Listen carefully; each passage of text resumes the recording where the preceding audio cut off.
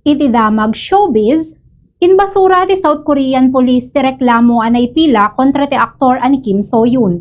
Maipanggep iti alegasyon ang mapapati ang nakirelasyon kiniday di actress Kim Se-ron, nga idi ket menor de edad pay laeng. Inket deng ti Seoul Songdong Police Station, asaan nga ituloy ti kaso gapu iti panagkurang iti ebidensya.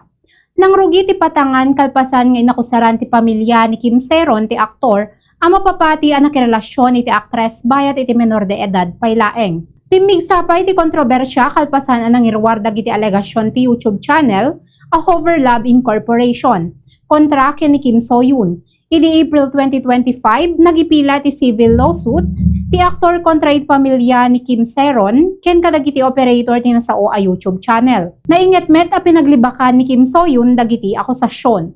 Daytay ti damag showbiz para iti Bombo News and Views. Daytoy ni Bombo Eloisa Tolentino. And this is Bombo Radio Philippines, the #1 radio network in the country.